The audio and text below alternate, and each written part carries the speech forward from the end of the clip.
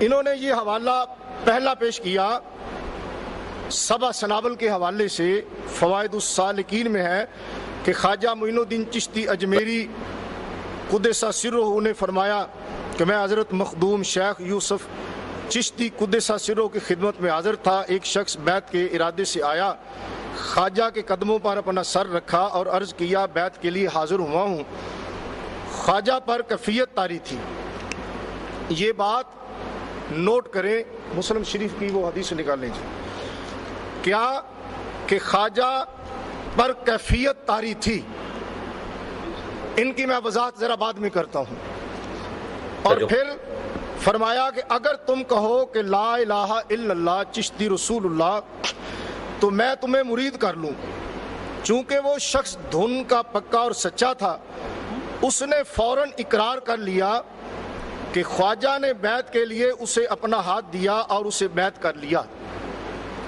پھر فرمایا سنو میں کون ہوں. کوٹی صاحب یہ بات آپ کیوں چھوڑ گئے؟ اس لیے چھوڑ گئے کہ آپ نے خیانت کرنی تھی, اور خیانت کرنا آپ کا کام ہے. اگر آپ خیانت مولانا ہے, یعنی جس کے قول اور فعل میں تضاد ہے, جو بخاری مسلم میں حدیث ہے, منافق کی 4 نشانی ہے. بات کرے گا جھوٹ بولے گا, اور جب امانت رکھی جائے گی خیانت کرے گا, عہد کرے گا تو توڑ دے گا, اور جب معاملہ ہوگا تو گالی گلوچ پہ اتر آئے گا. اس کا حال یہ ہے کہ کئی سال پہلے یہ اس مناظرے میں بیٹھا ہوا ہے جس مناظرے میں ان لوگوں نے چشتی رسول اللہ کا دفاع کیا ہے شتیہات کہہ کے کہ میں حضرت مخدوم شیخ یوسف چشتی قدس سرہ کی خدمت میں حاضر تھا. ایک شخص بیعت کے ارادے سے آیا, خواجہ کے قدموں پر اپنا سر رکھا اور عرض کیا بیعت کے لیے حاضر ہوا ہوں. خواجہ پر کیفیت طاری تھی. یہ بات نوٹ کریں, مسلم شریف کی وہ حدیث نکال لیجیے. کیا کہ خواجہ پر کیفیت طاری تھی, ان کی میں وضاحت ذرا بعد میں کرتا ہوں. اور پھر فرمایا کہ اگر تم کہو کہ لا الہ الا اللہ چشتی رسول اللہ تو میں تمہیں مرید کر لوں. چونکہ وہ شخص دھن کا پکا اور سچا تھا, اس نے فوراً اقرار کر لیا کہ خواجہ نے بیعت کے لیے اسے اپنا ہاتھ دیا اور اسے بیعت کر لیا. پھر فرمایا سنو میں کون ہوں. کوٹی صاحب یہ بات آپ کیوں چھوڑ گئے؟ اس لیے چھوڑ گئے. اور آج یہ کہہ رہا ہے کہ جی ہم تو چشتی رسول اللہ والے کلمے کو غلط مانتے ہیں, تو اس کی 2 نمبری پکڑی گئی ہے. 2 نمبری تو 2 نمبری ہوتی ہے. یہ ویڈیوز تو ہانٹ کرتی ہیں.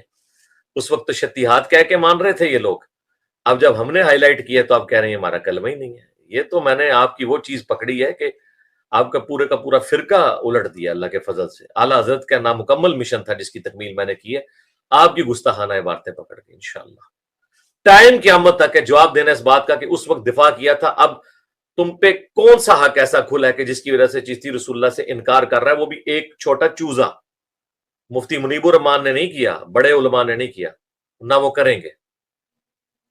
وہ کریں گے تو پھر میں کہوں گا ٹھیک ہے, پھر مجھے مانو کہ میں نے 800 سال سے جو تمہاری کتابوں میں تمہارے پرنٹرز چھاپ رہے تھے, تمہارے بزرگ ترجمہ کر رہے تھے, سب سے بڑے بزرگ تو پھر ہم نکلے نا.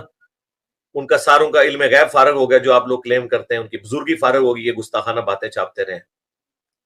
اور یہی چوزا کشف المحجوب کی عبارت کا بھی دفاع کرتے ہوئے نظر آیا ہے. رسول اللہ کی عصمت کے اوپر حملہ ہے, جو زید بن حارثہ کی بیوی کے ساتھ سکینڈل لکھا ہوا ہے کشف المحجوب میں, صاب اور سکر کے چیپٹر میں.